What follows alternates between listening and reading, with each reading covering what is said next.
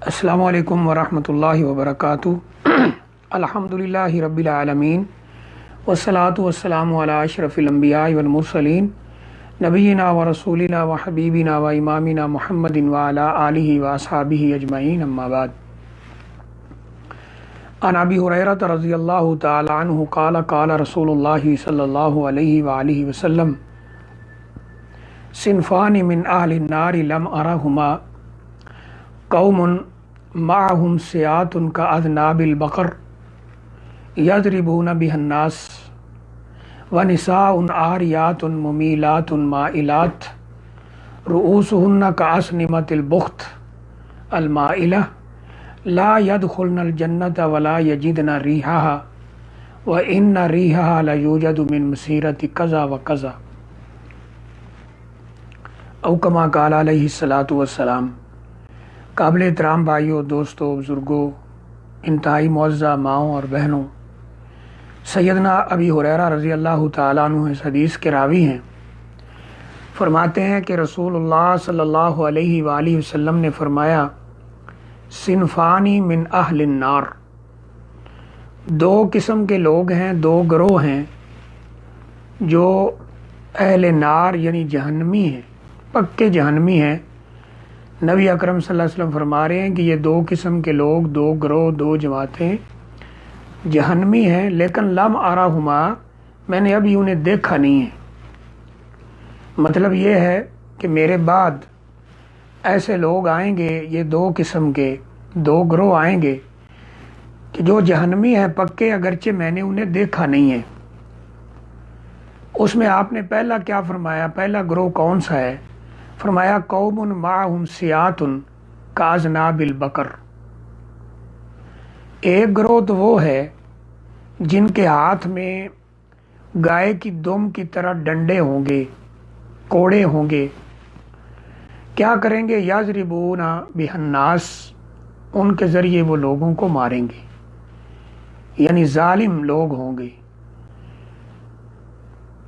ऐसे लोग जो दूसरे लोगों पर जुल्म करेंगे, बाकायदा तौर पर उनके हाथ में हर वक्त डंडा होगा, हर वक्त कोड़ा होगा, जिससे वो दूसरे लोगों को मारेंगे, जुल्म करेंगे। एक तो ये है। और ये कौन लोग हैं? इस हदीस की शरह में उलमा ने लिखा है कि हर वो शख्स जिसके पास ताकत हो, इक़्तिदार हो, कोई ओहदा हो और वो उसका फ़ायदा उठाकर अवामुन्नास या आम लोगों के ऊपर जुल्म करे। इसमें जालिम हुक्मरान भी हैं जो लोगों पे जुल्म करते हैं। इस तरह बड़े बड़े लोग जो ताकतवर ओहदे वाले पावरफुल लोग हैं, जो लोगों पे जुल्म करते हैं और बाकायदा से मारा जाता है या मारते हैं या उनको ऐसे सज़ाएं देते हैं जैसे जानवरों को दी जाती है। अल्लाह माफ़ फरमाए, नबी अकरम सल्लल्लाहु अलैहि वसल्लम ने तो जानवर को भी सज़ा देने से मना किया, लेकिन ये वो लोग हैं जो इंसानों को इस तरह मारते हैं, इंसानों पर इस तरह जुल्म करते हैं। तो फरमाया एक तो ये है, एक गिरोह ये है, ये जहन्नमी है, अगरचे नबी सल्लल्लाहु अलैहि वसल्लम ने फरमाया कि मैंने उन्हें देखा नहीं है। मतलब है कि मेरे बाद आएंगे कि उनके हाथ में डंडे होंगे, लोगों पे जुल्म करेंगे। ये इशारा है कि वो जालिम होंगे। यानी मतलब ये नहीं कि 24 आवर हाथ में डंडा रखेंगे, मतलब ये है कि वो लोगों के ऊपर जुल्म करेंगे, डंडा चलाएंगे अपनी दौंस और दांसली के ज़रिए, तौंस और दांदली के ज़रिए, अपनी पावर के ज़रिए, अपने ओहदे के ज़रिए, अपने नाजायज़ जो इख्तियारात उनके ज़रिए वो लोगों के ऊपर जुल्म करेंगे। एक तो ये है। दूसरे नंबर पर आपने फरमाया व निसाउन आरियात। कुछ दूसरी जो गिरोह है, दूसरी किस्म, वो है औरतें। निसाउन, औरतें होंगी, आरियातुन, जो नंगी होंगी, यानी नीम और यहाँ लिबास पहनेंगी। यहाँ आरियात का मतलब कि वो ऐसा लिबास पहनेंगी कि लिबास पहनने के बावजूद ऐसा लग रहा होगा कि इन्होंने कोई लिबास नहीं पहना है। یعنی عام لوگوں کے سامنے، پبلک کے سامنے، پبلک مقامات کے اوپر، گلیوں میں، بازاروں میں، محلوں میں، باہر عوامی جو مقامات ہیں ان میں ایسا لباس پہن کے آئیں گی جو انتہائی باریک ہوگا، انتہائی تنگ ہوگا، باریک ہوگا، اس سے جسم نظر آتا ہوگا، یا تنگ ہوگا، جسم کے سارے اعضاء واضح ہوتے ہوں گے، جسم کی بناوٹ وہ لباس چھپا نہیں رہا ہوگا۔ تو یہ مراد ہے کہ لباس پہننے کے باوجود وہ ایسے لگیں گی جیسے عورت کا لباس تو باہر نکلے تو یہ ہونا چاہیے کہ سر سے لے کر پاؤں تک چھپا ہوا ہو سارا جسم،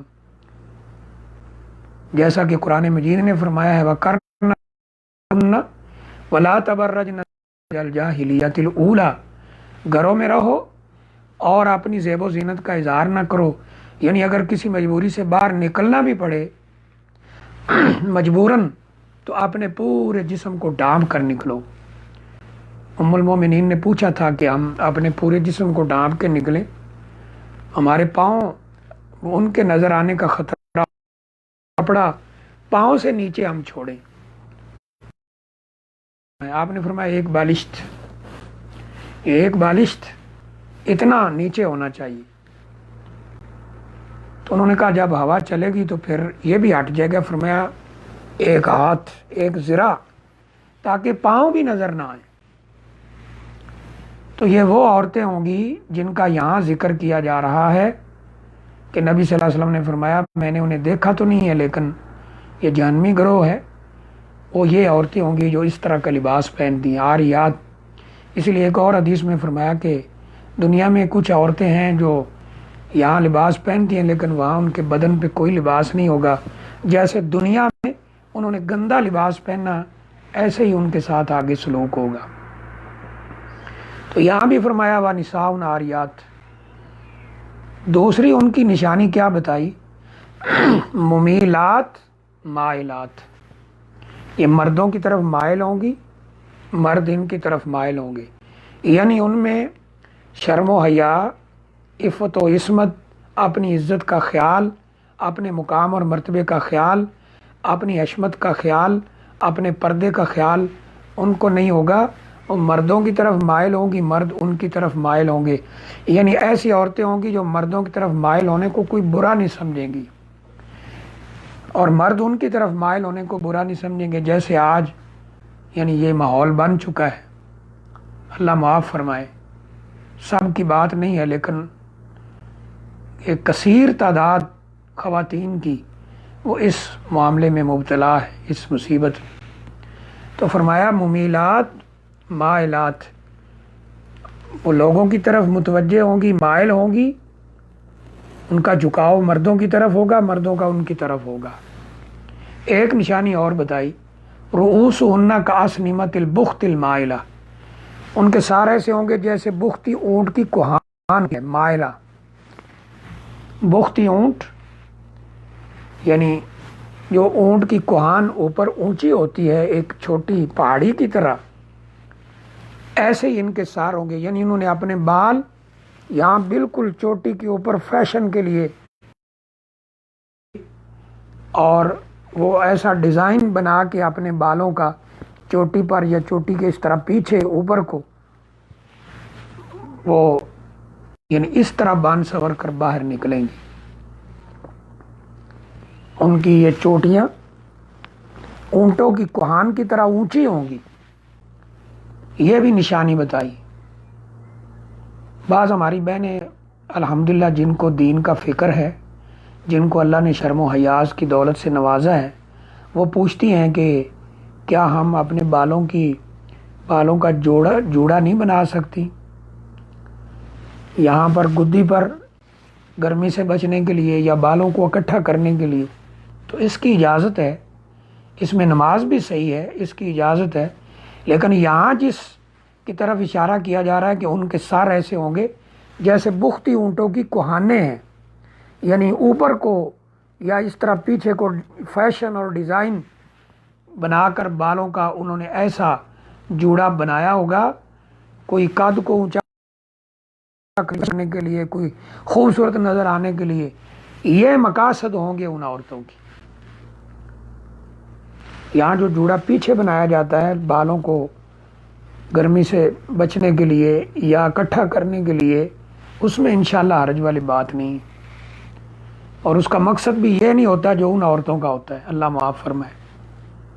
تو فرمایا کہ یہ دو قسم کے لوگ ہیں، ایک یہ ظالم، وہ ظالم حکمران ہوں، ظالم جگیردار ہوں، ظالم طاقت والے لوگ ہوں جو طاقت کا غلط استعمال کرتے ہیں، اختیارات کا نجائز استعمال کرتے ہیں، اور ایک یہ عورتیں ہیں جو اس طرح ہوں گی کہ لباس پہننے کے باوجود ایسے لگے گا کہ انہوں نے کچھ نہیں پہنا ہوا، اور مردوں کی طرف مائل ہوں گی، مرد ان کی طرف مائل ہوں گے، اور ان کے سار اونٹ کی کوہان کی طرح اونچے ہوں گے، اور یا اس طرح ڈیزائن جیسے بنائے جاتے ہیں پیچھے کو ان چوٹی کے اوپر اونچا کر کے، ان کے لیے فرمایا لا یدخلن الجنہ، یہ عورتیں کبھی جنت میں داخل نہیں ہوں گی، یہ ظالم لوگ کبھی جنت میں داخل نہیں ہوں گے، ولا یجدن ریحا، یہ عورتیں جنت کی خوشبو بھی نہیں پا سکیں گی، اور فرمایا کہ وَإِنَّ رِيحَهَا لَيُوجَدُ مِن مَسِيرَةِ قَضَا وَقَضَا، حالانکہ جنت کی خوشبو کتنی دور کی مسافت سے آ جاتی ہے، جنت کی خوشبو اتنی زیادہ ہوگی